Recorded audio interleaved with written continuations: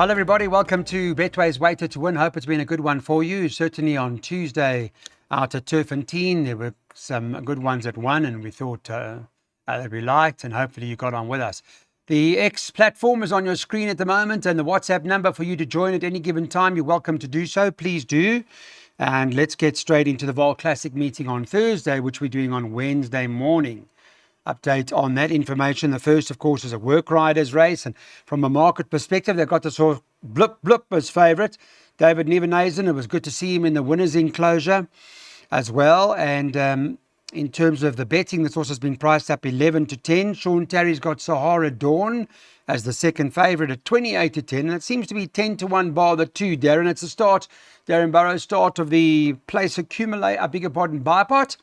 And I guess the question is, can we banker the favourite? Oh, it looks to be the right horse, Clyde. I like that last run. You know, she showed good improvement from first run to second run. She was just touched off by Striking Angel. The drop-in trip is my concern after a break, back to the minimum trip. But if she's in contention, I'm sure she could go on with it and win.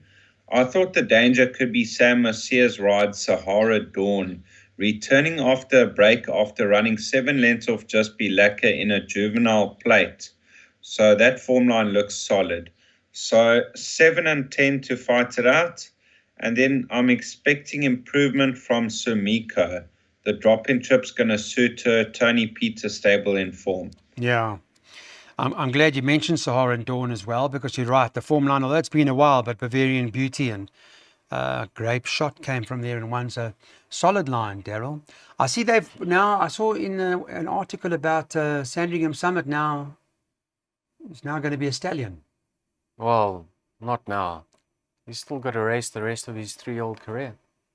What was that article about that he's been I didn't see the article, sold? but I think the plan is for obviously the head towards a Triple Crown and make a decision whether he goes for the Derby or the Daily News in the July. So, I mean, he's still got his whole 3-year-old career ahead of him. Yeah, Clyde, I think on paper, Sahara Dawn's obviously got the stronger form line. Bavarian Beauty came out and won a grade 1 from there, but she has been put away since then. The comments in the front of the book is may need the run. But I also believe that the rest could have done her the world of good. So Sean Terry and Sam team up again. They've got a great strike rate. I like her chances, despite not much confidence coming from the yard. Bloop, obvious runner, Clyde, like Darren touched on, lovely improvement from run 1 to run 2. The third horse won indirectly from there. And then I just also put in Bossy Boots. I must say, well done to Fabian and his yard. I mean, they had a lovely day out at Turfentine on Thursday. And this horse, although form lines aren't that great, she's certainly improved since being fitted with the blinkers, and her latest start is her best to date. So, yeah, the stable's on fire. 2, 7, and 10, the safe routes. Okay, 2, 7, 10, the safe route. Let's put bipots up now for this Vaal first race.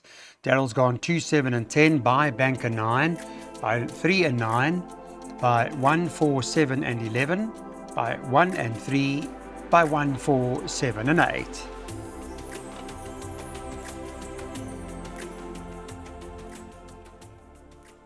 Welcome back. Second race. This is a maiden plate over 1,000 metres, and there are 10 of them that are going to be going to the gate here. Remember, we are on the classic, so the 1,000 will be up the straight. In this particular case, number 9 in the second race, Glowari, Paul Matchett's horse, tops the boards at 17 to 10. Second choice is 5 to 2. That's Bob. We know Bob well enough now. And Clinton Binder's got number 2 in a fix, who's the third choice and priced up at 5 to 1. Mr. Murray, let's start with you. Place accumulators, where are we going? Yeah, let's touch on Bob. Bossy Boots represented form in the first race, Clyde. By now we'll know the results of that race. I'm brasking him. I'm done with Bob. Okay. So that makes Glowari you know, good. He ran on the same day as Glowari. Glowari's time was 3 lengths faster than Bob. And she was having her second run off the rest. I know she carried 2.5 kilograms less than Bob, but on times she should have the beating of him. There is pace towards the outside Bob, and if Inafix shows his usual early toe, I think the race could totally be set up for Glawari just tracking the pace. Now, you can't really fancy Inifix's chances. I mean, his latest effort was an absolute stinker. So how do you give him a winning chance on that? One thing I can say, Clyde, is he didn't show his early toe in his latest start, so maybe he just wasn't quite himself. Interesting over here, he's worn the tongue tie on each and every occasion to date, and that gets removed for the first time, so I don't know what to make of that. But I think Glawari just to track the pace and get the better of them in the latter stages. Just about win it. Okay. Darren, your sentiments on the race, would you agree with that? Yes, Clyde. Glawari came from the Western Cape with fair form, and her first 2 runs on the Highveld have been good. She should strip fitter. Now, I thought the horse to beat was Statesman at 20-1. They raved about this horse, how good he is. On debut, the money was down. He was a bit one-paced, but he's very temperamental, and I don't think many jockeys want to ride him. That's probably the reason Henny Grayling has taken the ride. And last time out, he was in contention up until the 200, and he just hit a brick wall. So he was blowing after the race. I'm expecting huge improvement from Statesman at any price. Now, there's a first-timer called Prized Platinum in the race. A very lovely pedigree, a Querari out of Platinum Princess. A lot of black-type horses in that pedigree. And let's follow the market with regards to Craig Zaki's ride. Bob of the rest because he's very speedy, but he doesn't find extra. So 7, 9 to fight it out, and 6 and 1 to include. Interesting Statesman at any price. Thanks for that, Darren. Darryl's gone banker 9 in his PAs by 3 and 9, by 1, 4, 7 and 11, by 1 and 3, by 1, 4, 7 and 8.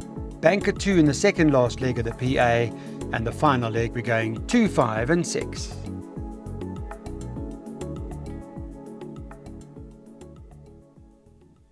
Back with us now for the third race on the card. It's pick 6 time, and more than all, Tony Peters got that as favourite. It's priced up at even money. Some say quite hard to beat. There's a first timer in here that James Crawford come together with, the 6 Duchess of Seville. It's the second choice at this point in time. It's 6-1, so still early days when we're doing this recording on Wednesday, and 12 Sylvan Lady not out of it at around about 7-8-1. So, Mr. Burrows, let's talk about Tony Peters' horse and tell us if you know anything about Duchess of Seville. Unfortunately not. The more than all. I don't know anything about her, but I can tell you it was a good debut beyond Mountains of the Moon. Staying on 2.75 lengths off the winner, and first run for the stable. So I've opted to banker this in the pick 6, and I'm hoping she gets the job done because I thought of the race runners, she's the horse to beat. I don't know too much about the first timers. They could be anything. Okay, so we've got to watch that. I want to just talk about this horse from Tony's stable. I see the form line is not great, but I mean, maybe you can just elaborate a bit more on this horse. Yeah, Clyde, I actually watched the replay. She came out sluggishly. I mean, it was her debut, so you can expect that. She raced second or third last for a long way, and in the straight, she picked it up beautifully. I know it wasn't a strong field whatsoever, but she kept finding. And she was very green around the bend, so I was encouraged with that debut. I know the form lines are great. The winner, surprisingly enough, has come out and won again. Not in her very next start, but she is a 2-time winner now. She could have made dramatic improvement, Clyde, since then. And I'm hoping she can break better this time around and just get put in the race, because if that's the case, I would go as far as saying she's much better than a one-time winner based on what I saw. So yes, health respect for her. Clyde, the comment with regards to the first timer from the Brett Crawford yard, James, that says working well, may need the run. So not too much confidence coming out of the yard with regards to her chances. I think, now I know this filly's got very moderate form, and she is moderate herself to date on what she's shown. Life lesson.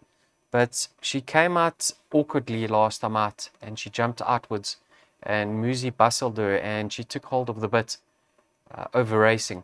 and she found very, very little in the straight. From a one draw, I'd actually like to see the blinkers come off personally, because she was doing too much in the last start. But from a one draw, I don't think Musi has to ask her to get in a great position. I mean, she's going to be there for nothing. So all I'm saying is, I expect the favorite to win if she's built on her debut, but I think Life Lesson is much better than her later starts, and I think the race will be run to suit. So I think 9 from 3 over here. All right. Interesting to see how it is. Not that straightforward one, would imagine, only because the direct form line from that KwaZulu-Natal debut of the favourite hasn't really worked out, but it could be good enough to win. Let's see what Darren's gone in pick sixes. If you put a pick six together, us, he has. He's gone banker 9 by 4 and 7, by 1, 2, 3, 4, 5, 6, 7, 8, 9, by 1, 2, 3, 4, 5, 6, 7, 8, 9, 10. Then banker 2 later on. So we've got 2 bankers in the pick six and the field right at the back.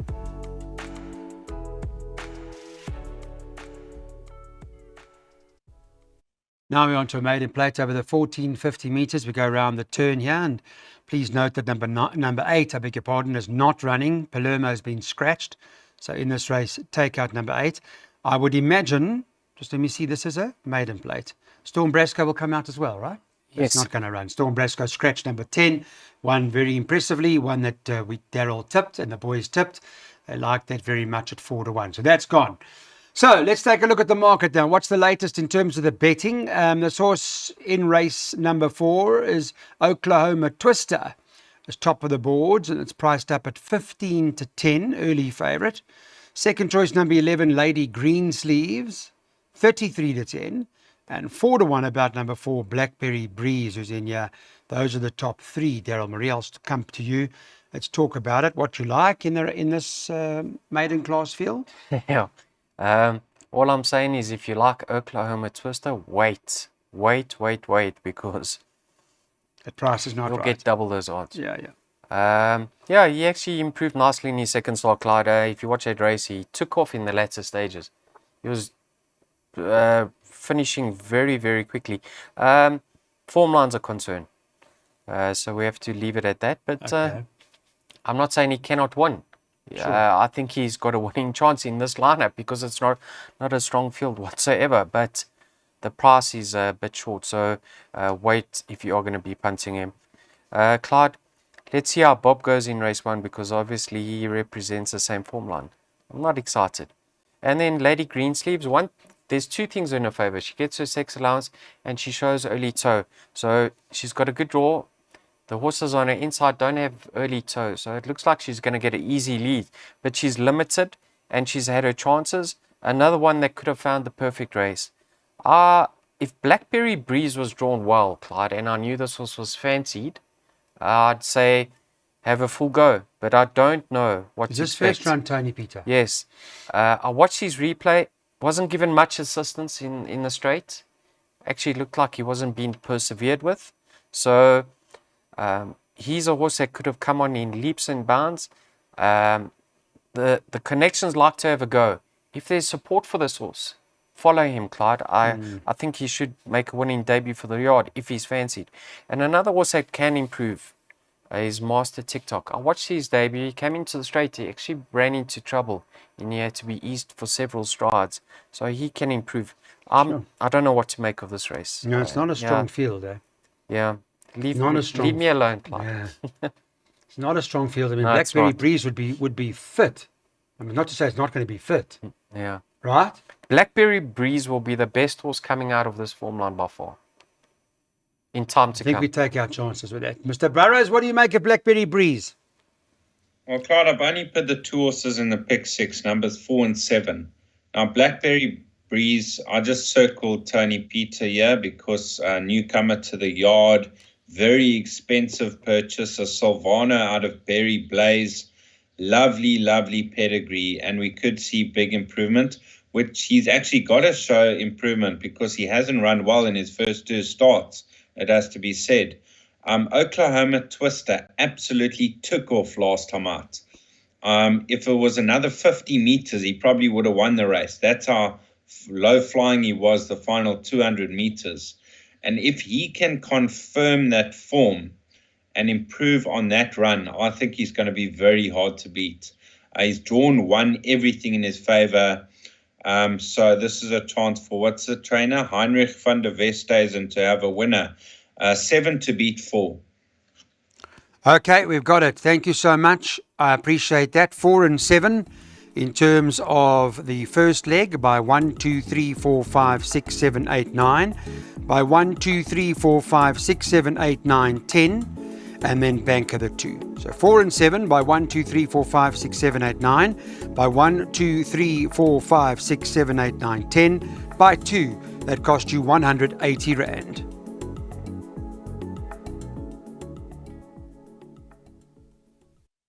Right, let's get going. On to the next race on the card now, race number 5 on the card. And this particular event has got the market at number 1, Jet Dynasty, at 2 to 1. Seems like a very nice horse and is progressing all the time. 3, Scarlet Pimpernel is the second choice, trading at 7 to 2. Third choice in the market is number 5, Poor Little Crawford's runner, Poor Little Rich Girl, is trading at 7 to 2, and 7 to 2 about Lucky Houdalakis' runner, Viva Brazil. And then you can get 7 or 8 to 1 and better about the others. Mr. Marie, what are you doing here? Yeah, Clyde. Here, many were of the opinion that Jet Dynasty was just going to be a moderate sort. Yeah. But hasn't he improved over time? Probably one can say the same about yesterday's winner, Absolute Value. Yeah. They didn't look to be shining in the early stages of their career, but as they matured and got older, I mean, they just keep on holding their form and improving. And I think Jet Dynasty, since he's returned from being rested, is putting 2 solid efforts. He's done well on the Vaal Classic track. He's having his peak run. I think the extra 200 meters is certainly in his favor, and we saw George handle Frank that form, so he's certainly one for my shortlist.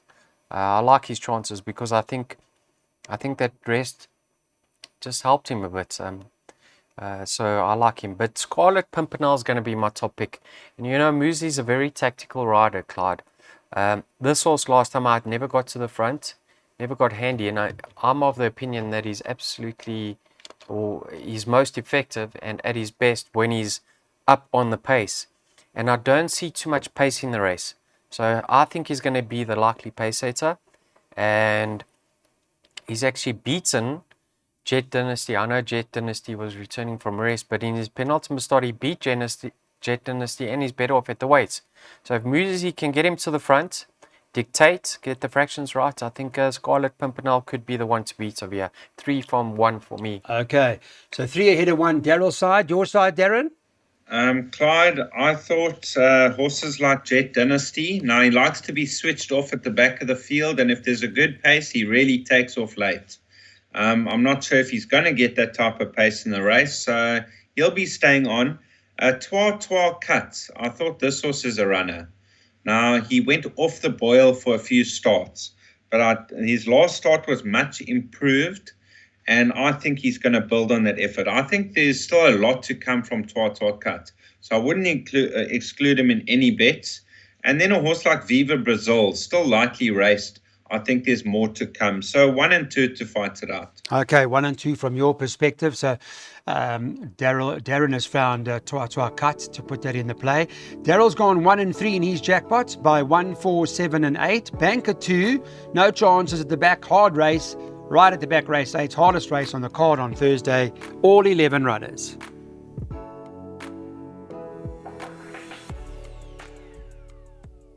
Right, on to race number 6 now. Let's move on to the next. And in this race, we've got Tony Peter favourite again with Siberian Steel as the horse to beat. Priced up 7 to 2, so they've got an open race. 9 to 2, the 1 Esquivel. 9 to 2, number 5 Meteoric. And 6 to 1 about number 9 Kalahari Blue, Darren Burrows. Not an easy race, I would have thought. You know, horse like Sean Terry's Twice the Storm might have a bit of a squeak here. How do you read it? What do you think we should do? Clyde, you got to include a horse like Esquivel once again, because last time out, I mean, Pierre Stradum rode an absolute cracker on him. He gave him a breather at the 300 and he kicked again. He got up to beat Fully Loaded. I thought that was a very good win. He carries 63.5 once again. So it's not going to be easy. but he does carry big weights to victory quite a lot. You got Dreamland. I'm expecting improvement from him. He's got ability. They put the blinkers back on, and he'll be thereabouts. And then there's others with chances. Siberian Steel, Twice the Storm, Kalahari Blue. I'm just touching on one more runner at a big price, Kotinos.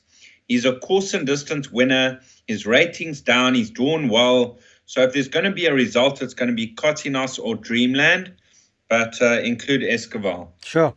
Well, those are big price horses. Kotinos, for example, is 16-1 on the Wednesday. Darren is finding some nice long shots. Hopefully they deliver. Mr. Marie, on your side, what's the 7-2 the field? How have you read it? Kotinos. Also. Oh, is it? I like That's going to Kotinos' shorten that chances. 16-1. Yeah. In saying that, Clyde, he's not one you can really rely on because this horse should have won his races by now. So he's let the side down. I think the rest and coming back in trip, we'll give him one last chance, Clyde. Yeah. But if he fails to deliver, I mean, I won't be surprised. But I think at his current odds, well drawn with the pace being on, there's going to be a lot of pace in this race. Dreamland's going to try overcome his draw because the blinkers are back on. Esquivel's got natural early toe. You got Meteoric, who likes to go up handy. So I think the pace will be genuine. So if he can just get a nice position from a great draw, don't be surprised. Esquivel, Darren's touch on his chances. If you like him, Clyde, Twice the Storm is 5.5 kilograms better off. And he's another sort that's done well over the course and distance. So he's another one that will be rattling home in the latter stages. Very, very fit now. And then Siberian Storm, I know he's priced a bit favorite. But this horse really, he needs to settle to get the 1200. Yeah. If that's the case, I can see him winning, certainly, yes. But Kotinos, the value, Twice the Storm to be A danger. finishing. So that was Dreamland. That was Wazak represents Dreamland, who came out and run to Tagan's. How was Tagan's champs win? Great. Very impressive, eh? What do you make of his hanging, though? He I don't is know. impressive. Good horses do these sorts of things. They always have these quirks. Champions have quirks. I'm not saying he's a champion yet, but good horses do have problems. They tend He is to. a champion. It's in his name. Yeah.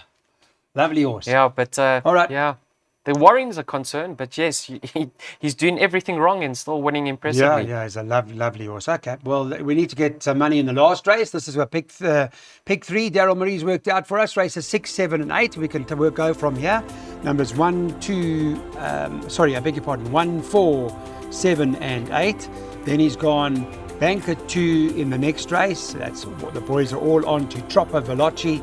And the last race, 2, 5, and 6. Betway's weighted to win. Thank you, everybody, so much for watching. Appreciate all of your support and help, as always. Friday, we're back with a preview of the weekend's racing.